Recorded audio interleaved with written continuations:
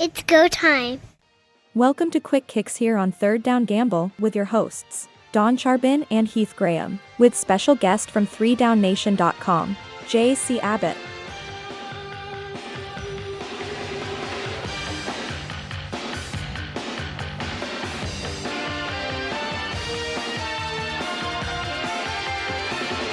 And welcome to Quick Kicks here, everybody. Don Charbin, Heath Graham, and our very special guest from 3Down Nation. It is J.C. Abbott, a former guest on the program, and glad to have you back.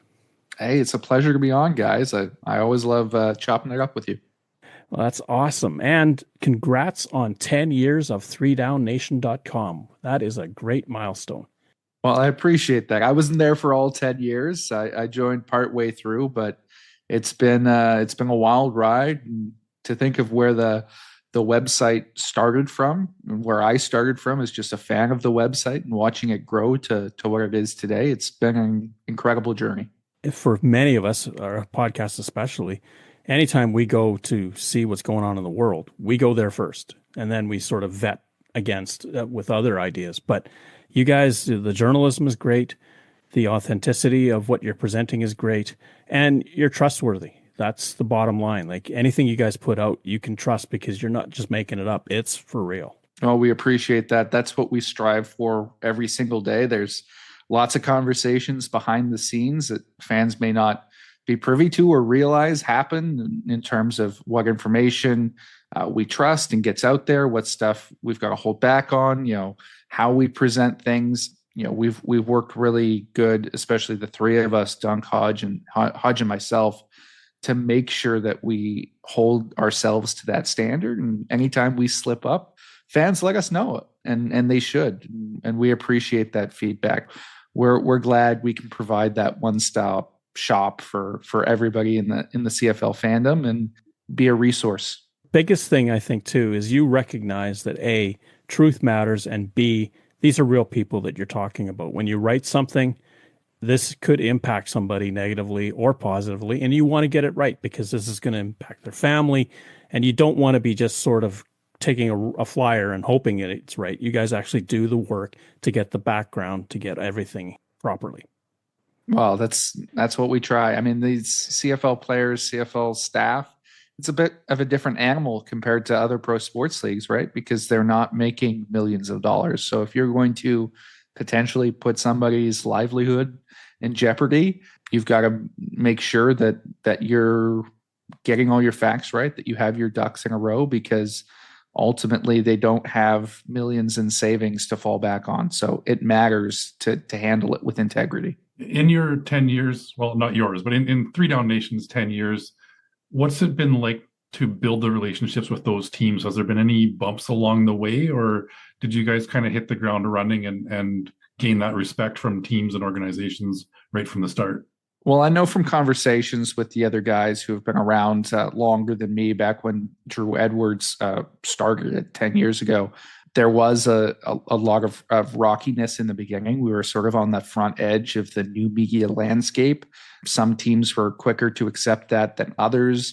The league was not overly happy about that at the start, but as the landscape has changed and traditional media outlets have covered the league less, and we filled that void and become not just a collection of bloggers, but a professional reporting entity, we found large scale acceptance. That doesn't mean that sometimes we don't rub a team the wrong way on occasion when we put out a story that they don't like, or that there aren't conversations occasionally behind the scenes. I think overwhelmingly the feedback we get from teams and players and staff these days is we're happy that you guys are covering the league, that you're important to this ecosystem, that we may not like everything that you write, but by golly, we're going to read it, and we're glad that it's out there in some capacity, because if it wasn't, there wouldn't be enough people covering the league as the media landscape currently stands. Well, you're exactly right about that. You can see that sports departments in major networks have shrunk. Major newspapers have pulled them back as well. So and especially this love affair Canada seems to have with being a part of an American sports league. If it's there, it seems to be more legitimate than if it's of our own homegrown brewing. And that makes it tougher on the CFL too. This aw shucks attitude, it's Canadian, what do we worry about? Yeah, absolutely. Some of that is, unavoidable. Some of it is, structures that you'd like to see changed and businesses that are being run for profit and not necessarily for the core principles that they were founded on, I think, on some of the newspaper side stuff. But we hope that we've been able to bridge that gap and meld that sort of new media aggressiveness with old school journalistic integrity and fill both niches, as it were. Rookie camps are underway in the CFL. The veterans will be in on the weekend. Let's go now to something that you spent a lot of time on, and on the night of, you and Ben Grant provided a live feed, the CFL Draft of 2025. That was a big night for you guys. I watched you on YouTube. How was that experience for you? Because that's a lot of time to fill.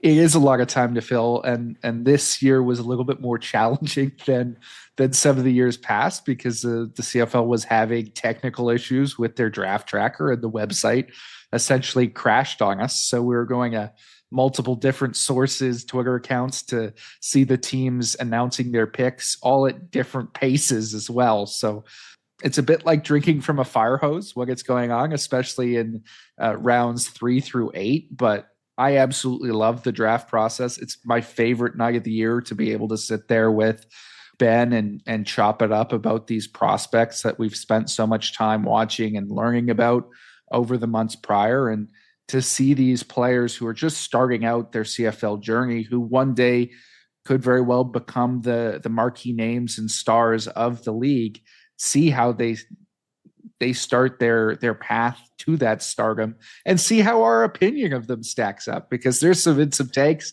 where I've been spot on and there's been some takes where I've been way off base. So to be able to go back on that and say, oh, I was wrong here, this is how I've got to amend going forward, it's a wonderful little project for me every year. Let's dig a little bit into that research and the homework before the draft. We can only consume so much football. As much as we love the game, how do you go about evaluating not just the U Sport talent, but the Canadians that are playing in the NCAA as well? I mean, if we look at the first couple of rounds, it's almost an even split between NCAA and U Sport athletes. How do you find the balance and find nuggets of information on all of them? Well, my process is a little bit year round, even though it ramps up towards the draft. Every year during the college football season, I go through the process of essentially researching every single college football roster in the States, looking for Canadian names. So that's just something I'll do in my free time every night when I'm sitting there having a midnight snack. I'll look up 5 rosters and scan through and make sure I'm not missing any Canadians. And so that's how I build the basis for my NCAA research and learning about those guys. And then ultimately during bowl season, I'll put out an all Canadian team, the counterpart to the All-Americans with all that Canadian talent. And that's my little side project there. But then in terms of being able to evaluate these guys, I don't have the time and resources to do it like a full-time scout would, where they're watching 3 or more games on every single player. They're going in person to all these different events, but I try to watch at least one on every guy. Obviously, the highlight tapes that are available are helpful as well. Most of it's not going to be all 24 or all 22 film. It's going to be a lot of broadcast or live streamed film that you're able to find on YouTube or elsewhere, or just watching it live to be able to get those exposures to players. And then every year I make the trip down to the College Gridiron Showcase in Texas, where there's usually about a dozen Canadians or so that are draft eligible, get a chance to interview them there, see them in person against NCAA competition, and then also at the CFL Combine, seeing them in person against their peers. Those are really helpful for me in terms of gauging my opinions of a player, seeing how their body is constructed, seeing how they interact with people. All of that goes into those little snapshot evaluations that I put out there. Obviously, teams are going to have way more in terms of their exposure on film, in terms of their ability to interview the prospect, in terms of their background research and making sure that this guy is up to snuff character-wise and everything is good off the field. But I try to do my best in terms of getting a a good picture, a well-rounded picture on every player that's available. And one thing I guess that you have to do is pare it down. At some point, you're going to realize that this guy just isn't going to make it. How do you go through that process? I know Ben Grant said when he was on the show that he was at that moment going from 120 to 100. That's a huge job. It is. It really is. And I do it less than Ben does. I try and cast a wider net, but I narrow in on the guys, and then I like to have notes on anybody who's outside that sort of core 100, just in case a name gets popped off that I don't necessarily recognize, that I've got something on that particular player. But it starts with the CFL draft list. Some years it's 500, some years it's 700, depending on how many eligible players there are. Once I'm able to get my hands on that, you start by looking how many of those guys are still active and playing, because a lot of them will have dropped out before or have given up on football at some point in the process. So that'll pare it down from 700 to 350. And then from that 350, you look and you see, okay, who among these guys are impact players? Who's actually got the statistical output and the performance on the field to merit more of a look? And once you've got that list down to maybe the 200 players that are like that, that's when you can really dive in. And frankly, there are mistakes that are made in that process. Sometimes, I always get dinged on long snappers because sometimes they're not always listed as long snappers. And you look at a guy and you're like, oh, he only has 6 tackles over the last 5 years. So I don't need to care about him. Well, turns out he was a long snapper, and somebody's going to draft him because he's pretty good at that. So sometimes those guys will slip through the cracks, but you refine the process and you talk to people, you see if they've got any off the wall names. And sometimes you trade a little bit of information because you've got sources. You might be able to get some pro day numbers first, and you say, hey, I'll flip you these pro day numbers if you can give me a little bit of info on this guy. And it becomes a cooperative relationship with the teams to be able to get a picture of the players that are actually considered prospects. Once you kind of funnel down into that manageable number, I guess the next challenge is determining who's likely to get an NFL shot, and that might affect where they sit on your prospect list. How do you go about that and ranking a player based on where you think he's going to end up playing? Yeah, my personal process, I rank just on talent. So if a guy is the best player and he's going to be a first-round NFL draft pick, I'm going to keep him at the top regardless. Ben puts more thought into, okay, where would I select him? I personally leave that up to the teams. But in terms of identifying who's going to get those NFL looks, I think sometimes that is easier off the top. Certainly the guys who are draftable, there's a lot of information out there in the NFL draft sphere in terms of who are legitimate prospects. It's once you get through the pro day circuit and you've seen the numbers, like who is going to be a UDFA, that is a more complex process. And I've been wrong many a time. I just had to eat an onion because I didn't think Paris Shand was going to get an opportunity because I didn't particularly like his film, but he had the big school and that trumps all, and he gets an opportunity with the Buffalo Bills. Oftentimes, to be entirely frank, I think the NFL picks the wrong guys. I think there are better guys out there that are better players, but for whatever reason may not have either the exposure or the specific measurables that NFL teams are looking for. It's not uncommon for me to rank players who I know are not getting an NFL opportunity above a guy I know will get an NFL opportunity, just because I try and keep it objective from that lens, and CFL teams are looking and valuing things differently than NFL teams will. Curtis Rourke, Taylor Elgersma. There's a classic case where Rourke's in the States, gets the press. Up north, Elgersma doesn't. Exactly. He's still got a free agent chance. Where does that all play out? Yeah, it's a complex thing that teams have to deal with. In Taylor's case, right, there's not a contract at this stage. There's the potential for one, as he's in mini camp right now with the Green Bay Packers. And I think with the level of interest he received, it's certainly trending in the right direction for him. But you really don't know how to judge that, versus Curtis has basically been viewed as a draft pick in one form or another throughout this entire process. And I think sometimes the CFL, whether they'll admit it or not, gets caught up in the idea of letting NFL teams validate talent for them, where they know this guy's good, but they don't really start to see him in the same lens until the NFL says, okay, now I'm interested. And I think that happened a little bit with Taylor, right? We've had him growing in our own backyard for however long.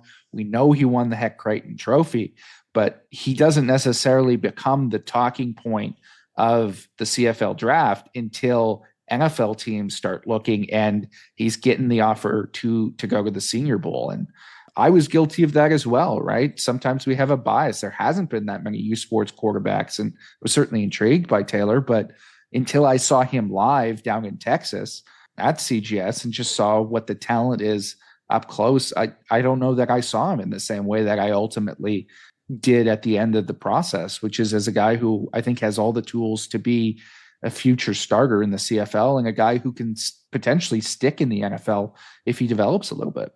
I think other than offensive linemen and maybe defensive linemen, though, the difference between a CFL and NFL player is drastically different in the type of athlete you're drafting. So regardless of whether the NFL is interested in a guy, they might be a really good pick for CFL teams and can be a starter here for years, whereas in the NFL, they're practice roster at best and maybe don't get a look.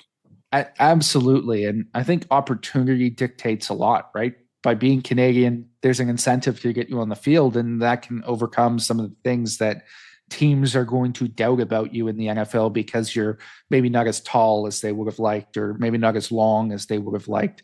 I think some of those things are changing with the modern NFL game, right? They're leaning towards quicker, smaller athletes in terms of the passing game because that has become more important. More of those tweeners that we always feasted on in the CFL get their NFL opportunities.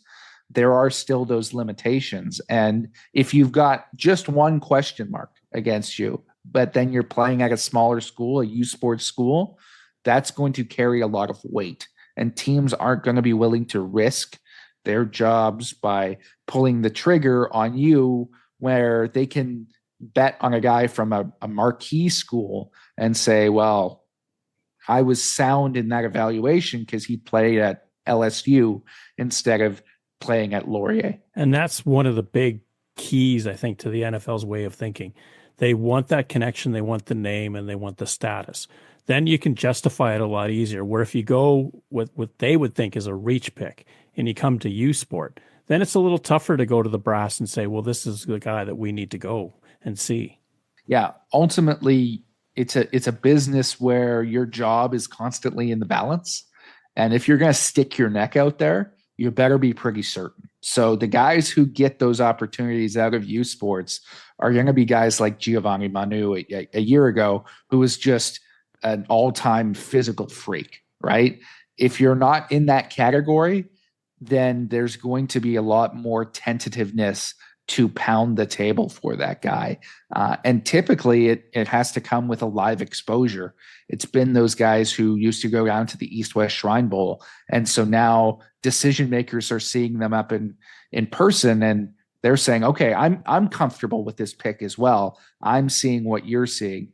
If you don't have that, then you're relying on a low-level scout essentially having the courage of conviction to fight for a guy, knowing that if it doesn't pan out, and often they don't, because it's a high percentage that guys don't pan out from wherever school they come from, that he's going to get blamed for that and get that label for the rest of his career, and he may not get another opportunities. It's unfortunate, but that's the reality. And it's part of the reason why so many Canadians are trying to get ahead of the curve when they're, in their last year of high school and get down to the States so they get more NCAA opportunities, and they're not facing that stigma when they get to that professional jumping off point. Let's take a little bit of a deeper look at the two quarterbacks that we've kind of touched on here a little bit. Taylor Algersma went 18th overall to Winnipeg. Curtis Rourke went to Saskatchewan at the 25 spot. Is that about where you saw them going in the draft? Were you surprised at when they were taken? Or is this kind of the best spot for them? I think it was a realistic spot for them. Personally, I would have bet on them much sooner, because I think the upside on the quarterback position, if you get that starter, even if you have to wait several years to have them, is just so high compared to any other position, right? And I think we saw a similar thing with Nathan, who, when he came through the draft, was not as surefire of a prospect, fell into round 2. Guys weren't really sure where to judge him. And he had some really, really good players picked ahead of him. But I don't think in a million years you would take a single one of them ahead of Nathan Rourke if you were to do it all over again. Because if you hit on a quarterback, it is so much more valuable than anything else. The NFL has figured that out. That's why they're always reaching on quarterbacks at the top of the draft. The CFL hasn't yet because they haven't had access to those guys very often. There hasn't been many marquee quarterbacks in the CFL draft. I think if we look back on this in time, and even one of those guys becomes a viable CFL starter, we're going to think it was ludicrous that they fell this far. I think ultimately, Curtis, you're going to have to wait a considerable amount of time for. He's found a really good spot with the San Francisco 49ers. I can't think of a more perfect fit for him. And then Taylor, that remains to be seen if he gets that NFL contract. But if he does, you're waiting for him as well. He's got more of a development curve, so I understand it. I just think the upside on those picks is so much higher than anything else that I would have taken both of them in the early second round, late first round, even with the NFL interest. It seems as though the first 2 rounds and maybe into the third round of the draft, CFL teams are looking for need to be addressed. They want to get starters out of that mix. They don't want to really reach too far and have to wait too often. It's true. And different teams have different philosophies, but there's a lot of teams that very much draft for need, whether they'll admit it or not. I think sometimes that leads to mistakes in the draft process. You reach on a guy.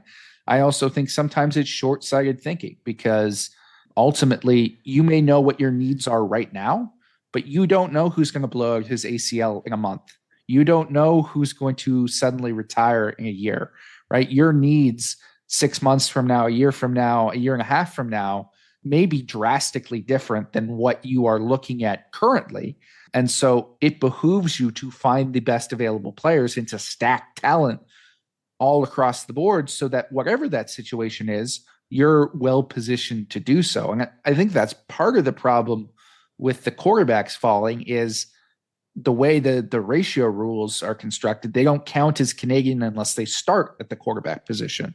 So they're not helping your ratio. These teams are trying to look for players that can come onto the roster and improve their 21 Canadians right away, versus the quarterback who might be their third quarterback behind a bunch of Americans, but ultimately is not helping that other component of their roster until they actually earn the starting job.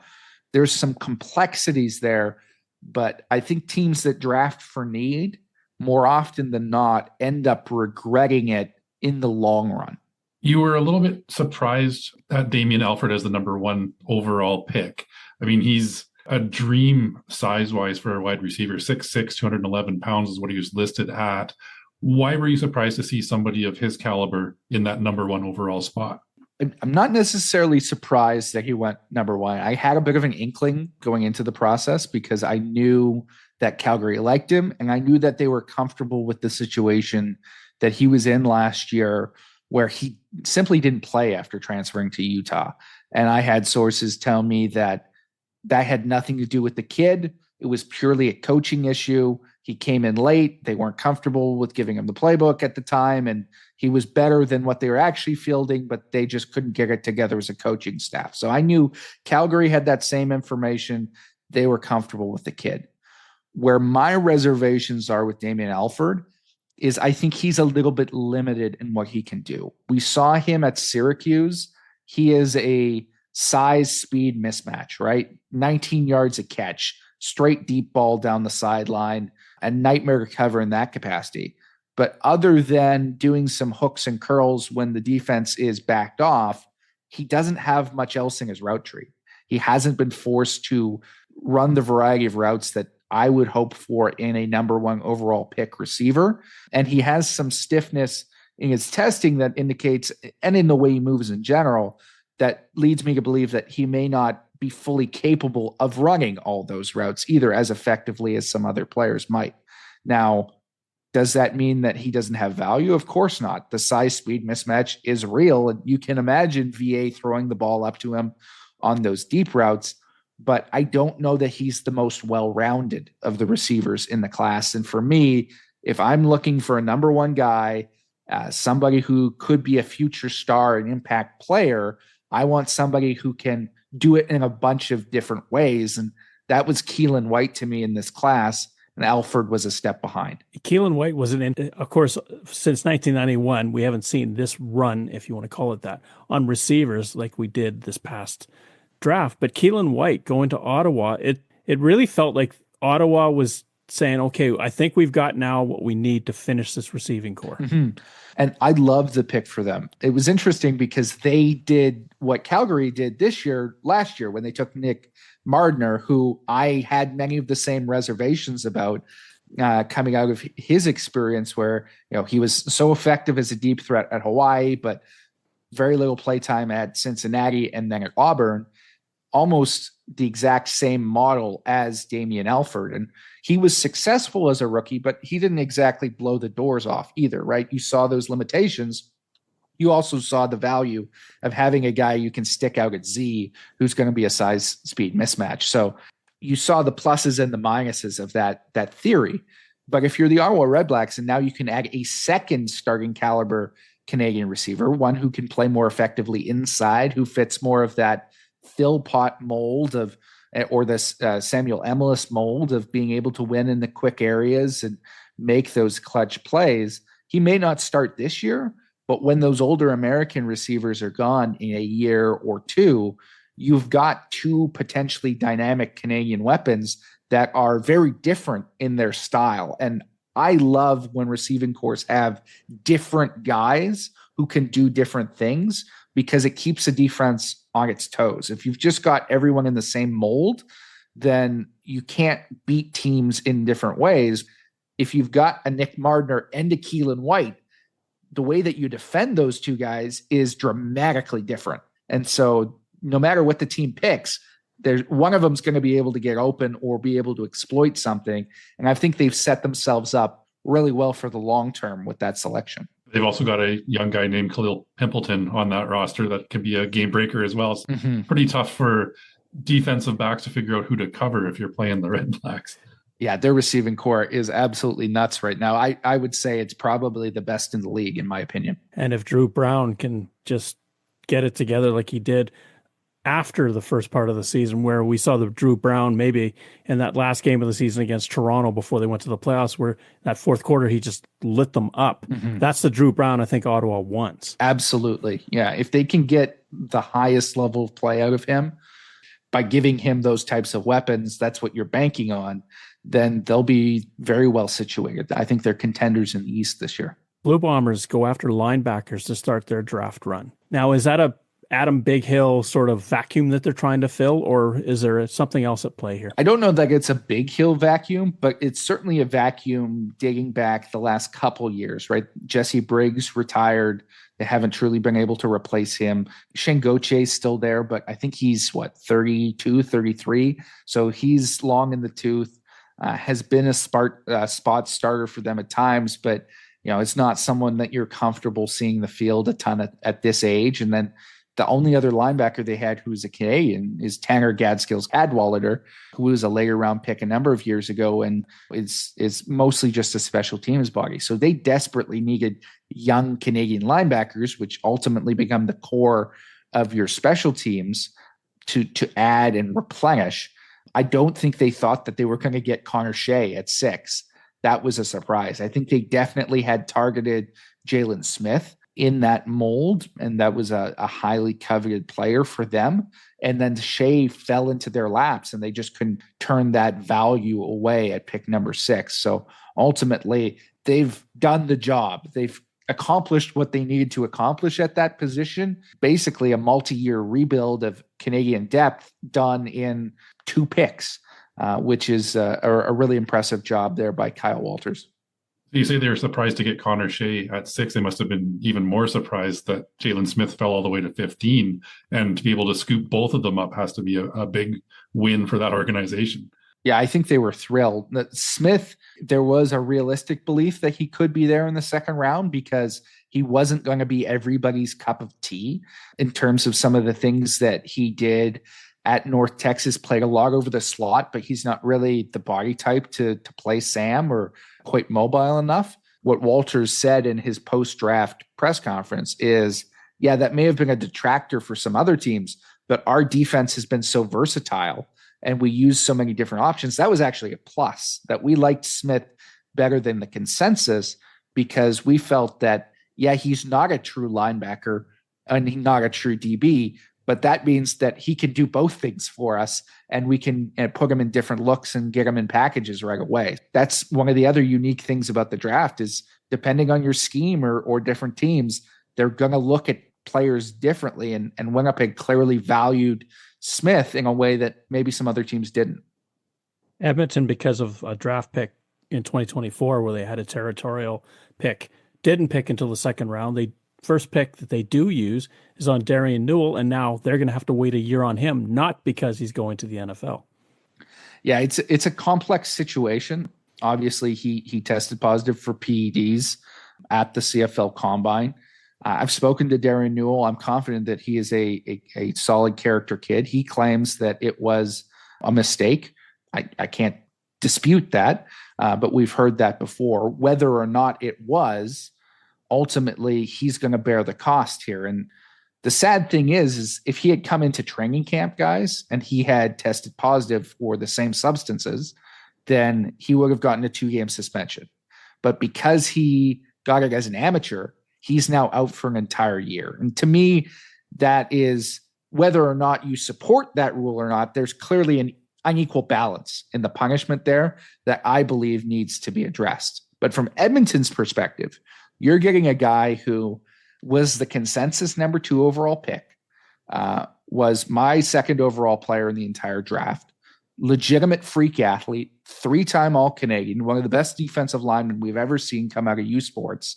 Yes, you're going to have to wait a year for him, but the way Ed Hervey has constructed that roster, he's paid about 10, 11 Canadian starters through free agency. He doesn't need anybody to come in right away. He's set for right now.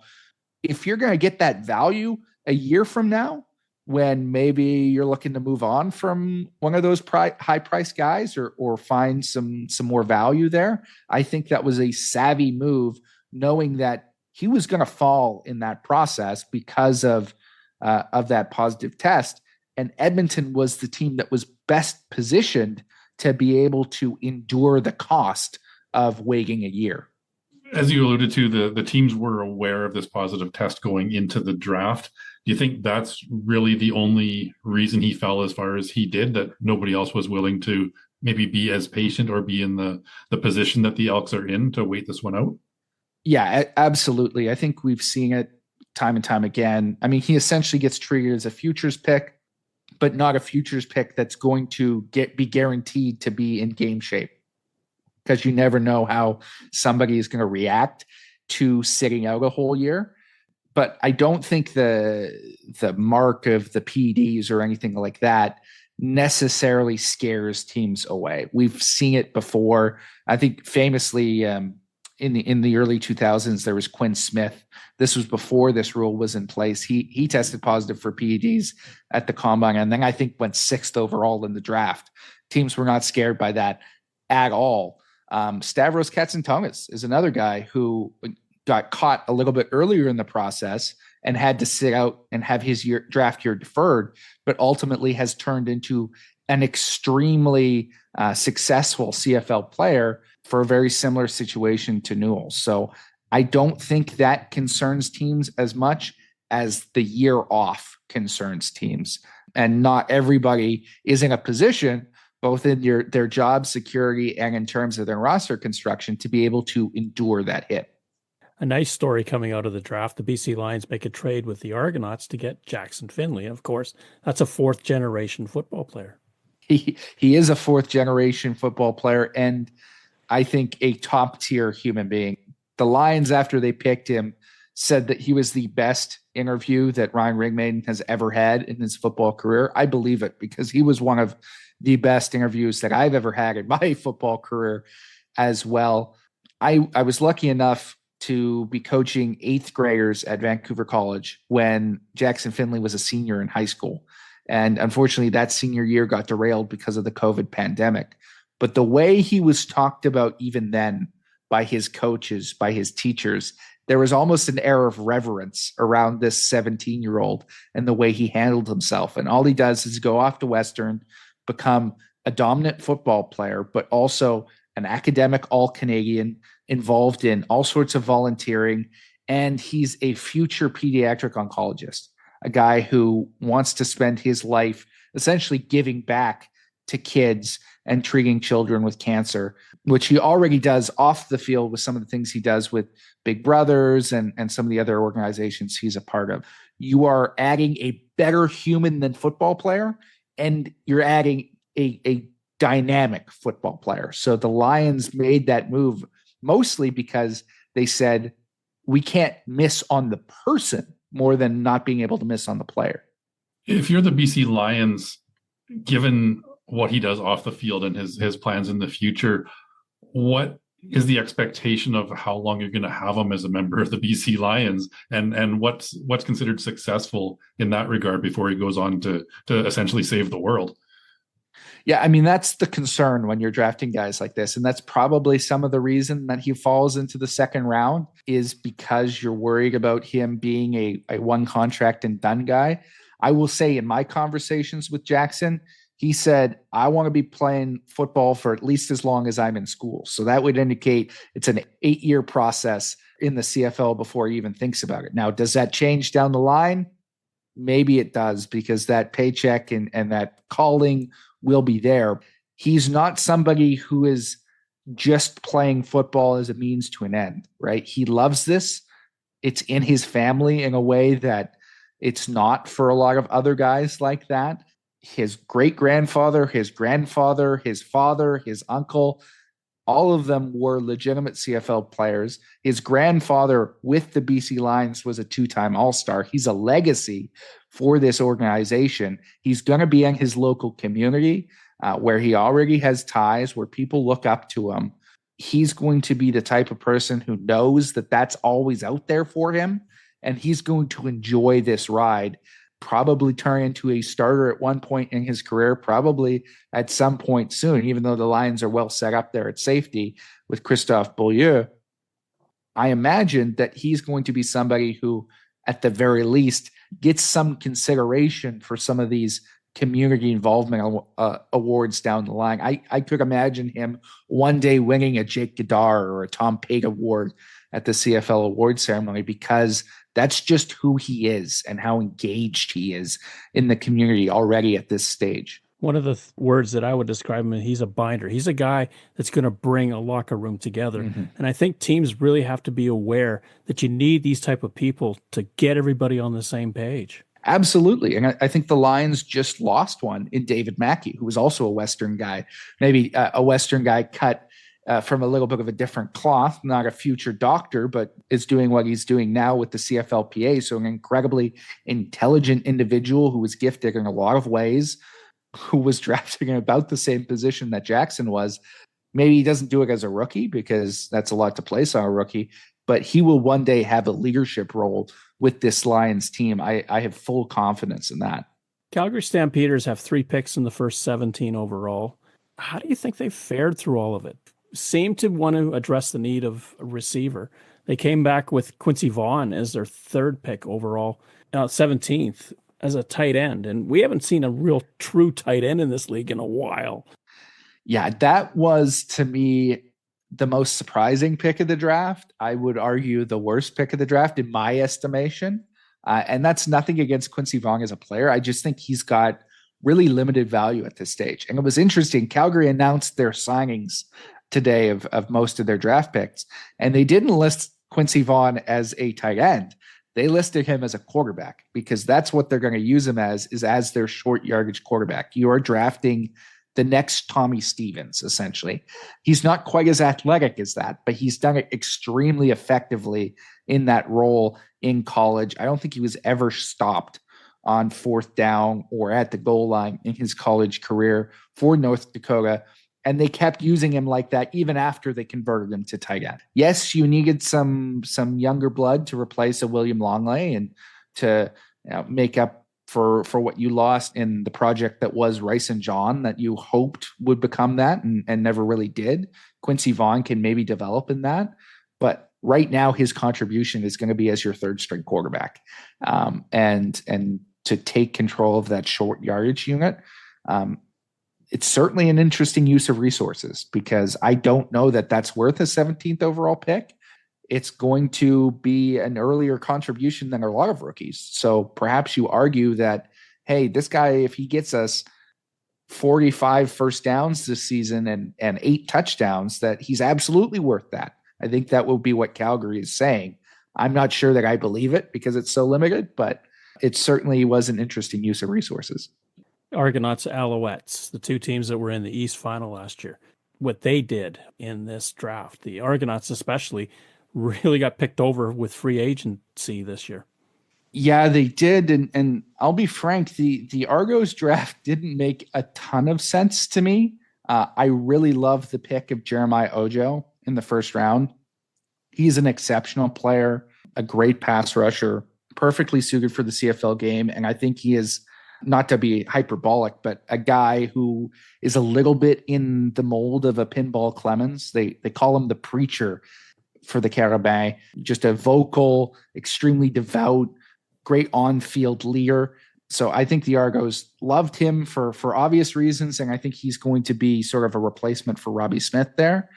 But after that, they took obviously a futures pick that I'm a lot lower on in Paris Shand. I thought they got him at a decent spot for that, but you don't know when you're going to get him or what he's going to pan out to be. And then just a bunch of guys with injury concerns, unfortunately. Gavin Cokes, fantastic lineman, won't be ready for training camp. Jalen Rayam hasn't played in 2 years at linebacker. You love the upside, but what is he going to be?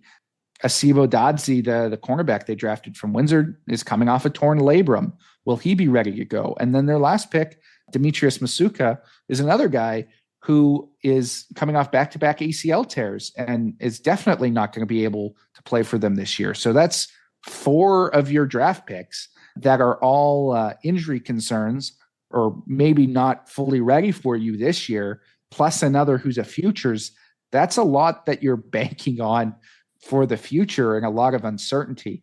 They'll argue that they were getting those guys lower than they normally would have gone because of those concerns. And I think that's true in a number of cases, but I'm not sure that all of them are going to pan out. And the Alouettes, Jonathan Senecal, a local from the Carabin, they draft him in the 7th round. What do you think of their draft picking?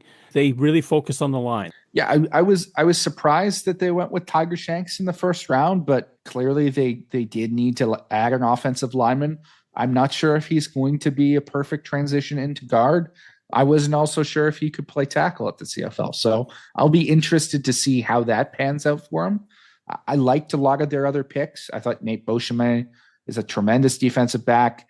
They get value with guys like Gabriel Mazenov and Riley McLeod late. I love Gabriel Lassargue as a special teams option.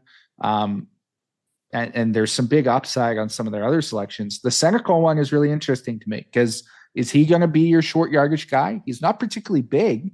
He's crazy athletic, but is he going to push the pile? I'm not sure. I saw him, to be entirely frank, as a future receiver convert. I don't think he's particularly open to that at this stage. He's got connections with that coaching staff. Perhaps after a training camp, you're able to convince him one way or another. The upside athletically is huge because he is a magician with the ball in his hands. No play is ever dead when he's running it for the Carabin. I just don't know that he is consistent enough as a passer, and particularly a pocket passer, for him to be successful at the CFL level. Unlike Winnipeg and BC, the Hamilton Tiger Cats have struggled getting enough Canadian snaps on the field in a game. Do you think that they addressed enough of that now they wouldn't have to worry about it in 2025? Well, I think 2025, there will still be some worries, but they've plugged some gaps. I was intrigued by their 2nd overall selection, Devin Verisek.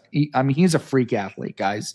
He's as good as they get as a 240-pound linebacker at moving around. I was surprised they went with him over Connor Shea, just because I don't know that Verosuk is as pro-ready mentally, just in terms of his reaction times and the way he keys and triggers on defense as Connor Shea was, in my opinion. But he's also played the Canadian game, which Shea hasn't. Perhaps that is the equalizer there. They're set at the safety position. They've got some really good value there. The trade to bring in Kyle Sampson, they feel that they can rotate some Canadian defensive linemen in there with Luke Brubaker, who was high upside pick last year, but was hurt mostly as a rookie. Owen Hubert, who was an 8th rounder in Winnipeg that ended up starting a few games for them. If you can get that mix going, there will be some potential upside there. They still need to build their depth. And I think you're hurt. They just had to release a guy like Nick Cross, who was hurt all of last year, Felix Grand-Gauthier.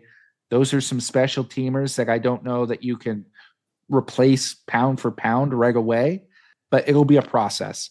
And if there's anybody I trust over a span of time to rebuild Canadian talent in this league, it's Ted Gavaya. The guy has done it at an unbelievable level. You look at what happened in Winnipeg, so much of that from the Canadian perspective was Ted Gavaya's doing and what he was able to accomplish. Not to say there weren't misses.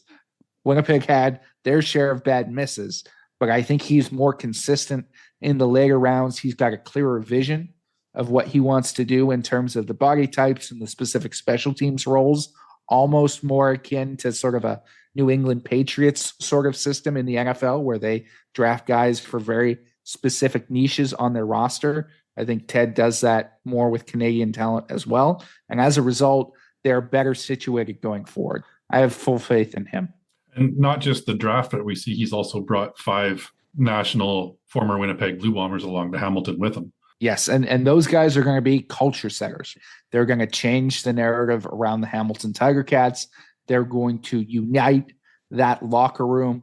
Guys like Johnny Augustine, guys like Drew Oltarski, not the flashiest guys out there in terms of additions, but I think overall, for what they do for the health of your organization, they can't be discounted. Hey, it's Dave Thomas, voice of your Saskatchewan Roughriders, and you're listening to the Third Down Gamble podcast.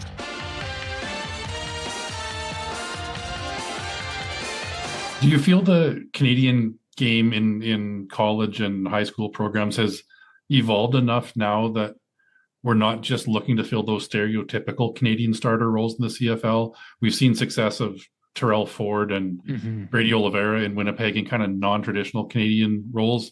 Are teams more willing to take those chances? Absolutely. The talent has never been better, and it's never been more varied. You look at the guys that are coming out, even this year, and a lot of the DBs admittedly were more safety body types, but you look at what they were physically and athletically. Normally, when I first got interested in the CFL draft, you're talking about debating between a guy who's 6 foot at the max and, a guy who's 5'10", is he big enough to play on special teams?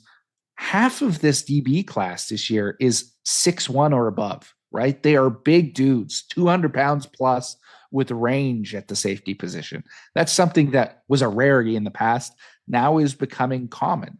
We're seeing guys who are playing premier positions in the NCAA, not just offensive linemen, but guys who are playing receiver and quarterback and running back in all these different positions that would have been unheard of in the past, because guys are getting the exposure earlier and making that jump, or able to more effectively make that jump. We have more varied positions, and we've got better coaching for the guys who stay up here in Canada that is able to sort of quicken their development curve earlier on in the high school process and then going into U Sport. I would argue concern always with CFL expansion was, would you have to reduce the ratio? If CFL expansion were to happen now at this stage, and it's nowhere close to happening, as Stuart Johnson has made clear, but if it were, I don't think you would need to reduce the ratio, because the CFL talent in terms of Canadians is just as good. And I think there are more teams leaning more heavily on the Canadian talent than ever before, because there are so many more hurdles to American talent coming up here, both in terms of alternative leagues in the UFL, in terms of a low dollar and cost of living, but also guys who are already cashing paychecks and with NIL money, maybe not being as hungry to make 75 grand in Canada as a rookie, right? Those things are going to reduce the American talent pool going forward. And the Canadians are the ones who are stepping up, and they are good enough to do it across the board. Just prior to the CFL draft, the global draft also occurs on the same day. Now, I don't anticipate you doing the same level of homework for the global draft as you do for the Canadian draft, but is there anybody on the list other than punters and kickers that you think has a legitimate shot at making a CFL roster, or have you done any research on that at all? Well, you'd actually be surprised because I work with a company called All-22, the Global Scouting Network, that specializes exclusively in global scouting. So I run a small team that does global scouting on these guys all year round and tries to partner with ELF teams in Europe, as well as NFL teams and CFL teams looking for the global program and the IPP program south of the border for these guys. So I'm fairly well versed in all of them. I really like the guys that went second and third. I think they're really intriguing in terms of their ability to contribute. Second overall was Kamari Mounier-Bailey, who the Winnipeg Blue Bombers traded up to get. This is a guy who was a former British national basketball team player. Discovered he was not quite tall enough to have a future in the NBA, so he became an outside pass rusher and is that classic CFL twinger build. Was a third-team All-American last year at Weber State and has a lot of upside on special teams as well. And then Richard Jabunger, who went a pick later, has been out of football for a year, but came back or applied himself for the CFL Global program after not making it in the NFL because of that twinger build. But he was a 4-time all-conference player at Troy, former 4-star recruit out of Nigeria, who originally went to Auburn. Just a dynamic pass rushing threat as an undersized outside linebacker. I really like what he could bring to the table for the Edmonton Elks once they get him under contract. So those two guys stand out to me. The other one I'll shout out, who I think was tremendously undervalued, the last pick in that draft, Sione Toya, out of San Jose State University.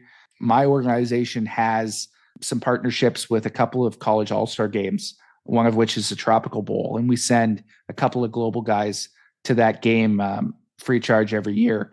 And Songy was ours this year. And he ended up being the MVP of that game, had 3 sacks, a couple of tackles for loss. He tests really poorly, has he's short, he's got short arms. Nothing about him makes sense whatsoever as a player, but he was one of the most disruptive interior defenders in college football last year. Basically, every other member of his family is in the NFL and has NFL measurables. He is not, but he is just as good of a football player. I think he could really exceed expectations with the Argos, and we've seen CFL teams use that global spot for an interior rotational guy. I think there's upside there with Sony from Tonga. One of the things that this 2025 draft class may face is the fact that the CFLPA now is enforcing the letter of the law when it comes to exemptions at training camps. And Kyle Walters really spoke out against that. Yeah, it's an underrated problem that I think fans need to be aware of. And it's not a league issue. It was a CFLPA issue in terms of one they raised, and partially due to some veteran members of the union base not wanting a bunch of random rookies out there challenging for jobs. But there is going to be considerably less players from the 2024 draft class in training camps this year than there have been in the past. And even before Kyle Walters made his comments, I asked Ted Gavaya about it at the Combine, read an article on that, an opinion piece a few months ago. And I had some numbers in there in terms of how much fewer there were under contract already. That number has shrunk dramatically just in the last week as guys now have their draft classes in from this year and know where their needs are. So many of those players have been cut and won't get a second opportunity. And the reality is that has been a vital developmental year for guys in the past that has turned players into starters. So many players have gone back to school, come back for a second training camp, and made the jump to make a roster. and they're just not going to get that shot anymore. And it's truly unfortunate. I hope it gets changed in the near future. I think we will see it affect the quality of depth of Canadian talent a little bit in the coming years if it stays as is. And it's going to change the way that teams potentially draft. Because if you're sitting there in the 8th round and you're saying, hey, I think this guy could be a great player, but he's going to need 2 years.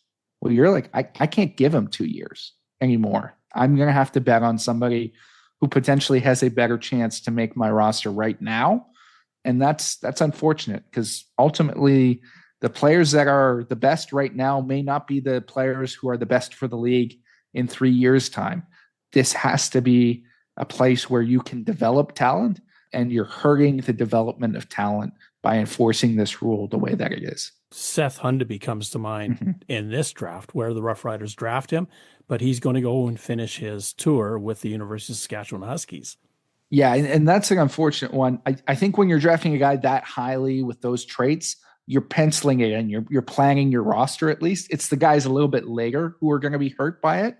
But what we might see with the Seth Hundabys of the world going forward, and clearly Saskatchewan hasn't done that here, but I know Winnipeg is doing it with one of the players they drafted, and there may be a few others across the league, is they're saying, okay, to preserve the non-counter status, we're just not going to bring you in. If we know that you're going back to school this year, we're not going to sign you for a full year, and we're going to wait so that we don't have to deal with that equation. I think that makes some sense. But again, you're still losing the development opportunity of being in training camp where those coaches are getting to speak to those guys. They're going up against the competition that they're going to have to face, and they're getting the realizations of how they have to change their game.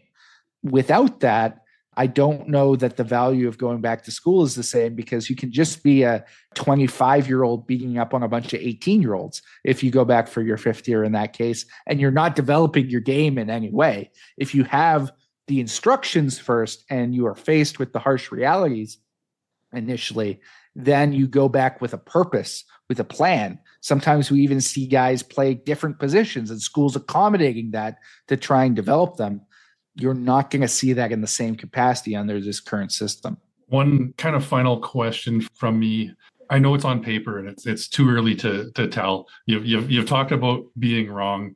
There's a lot bigger leagues with a lot more experts that have been taking big swings and misses at draft picks for decades.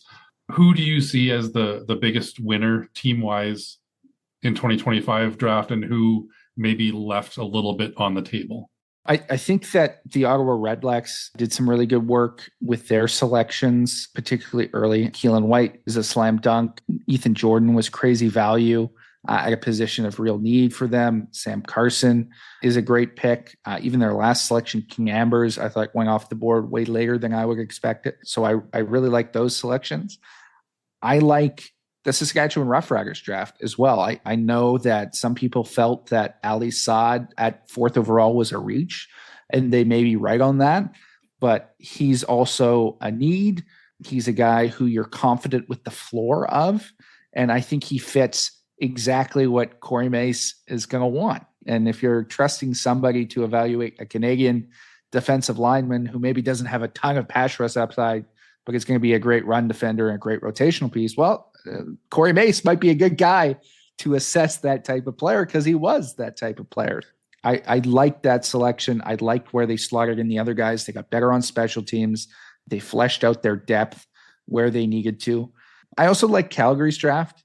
I can't say it's my favorite just based on them having the worst pick in the draft, in my opinion, in Quincy Vaughn. Again, they got some really good special teams players. They got some value there. In terms of teams that maybe struggled, I think Toronto, I've got some serious questions about. I'm not sure that they maximized value at every spot. And I'll also say the BC Lions, to me, I loved a couple of the players that they took at the top in Hayden Harris and Jackson Finley. But when you've got Hayden Harris, that's a futures. You don't know when you're going to see him or if you'll ever see him. And Finley wasn't necessarily a need, right? You just drafted a starting safety last year and he was pretty good. So is one of those guys going to play half? Is one of them going to play Sam? Are you going to rotate it somehow? They're going to have to figure out how to use those guys. But by moving up to get Finley, you lost out on the top crop of offensive linemen, which I thought they needed to bring in somebody like that. Connor Clausen, I think, is a solid player. I've got questions about the other two, and Dre Dorian and Alex Berwick. I don't know that any of those guys are going to be an upgrade over what is existing in-house for them right now. And then Chase Tatarin and Lucas Stoikos are solid players. They're players that were on my draft board, but I don't know that they added enough there for me to be beating my chest about that draft. Did they need a ton in terms of Canadian talent right now? No, I think they're pretty well set up. But sometimes I think teams fall into the trap of saying, hey, we're good. Like we've set ourselves up right now. I think Ottawa did this back when they were Grey Cup contenders, is they said, we've got great Canadian talent, the best in the league. We're Grey Cup contenders every year. We don't need to necessarily maximize everything in the draft right now. We can take some flyers. And ultimately, within a year, they didn't have great Canadian talent anymore. It goes off a cliff quickly because you never know who's going to leave in free agency, who's going to get hurt, who's going to retire. All these situations happen. So you've got to prepare for the future. And I don't know that the BC Lions maximized what was already limited draft capital to begin with. And one little caveat to the changing of the times, this may be the last draft ever that has a player born in the 1900s. It's true. It may well be. I think we might get one more. So some of those RCQ guys are pretty old. Sometimes you'll get some guys who are sneaking in. I think the oldest guy in this class was 98. So if we get a 99 next year, that's possible. But it's certainly going to be interesting. I mean, I feel like an old guy now. When I first started doing this, I was the same age as all the players, and now they're all being born in 2003. It's like, oh my. But where has the time gone? And in what year do we see two Canadian starting quarterbacks go head-to-head in the Banjo Bowl? 27, 28?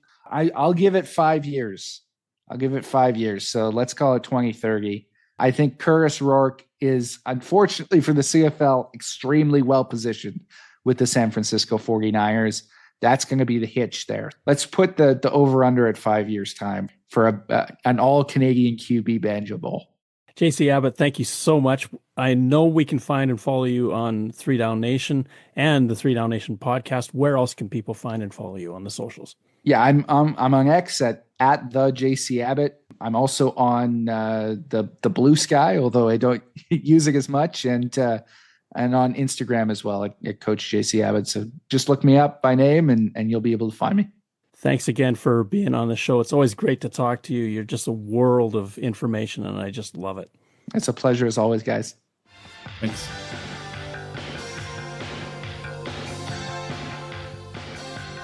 Third Down Gamble uses the expert resources of the Canadian Football League and 3 Down Nation. For up-to-date, insightful statistics and analysis, please visit CFL.ca and 3downnation.com. The CFL on CBC theme music is used with written permission from the Canadian Broadcasting Corporation. Thank you for listening to our show. Third Down Gamble is hosted on Podbean. Follow us on Twitter, where our handle is @ThirdDownGamble. Join us again next time. The Third Down Gamble podcast. Audio worth watching.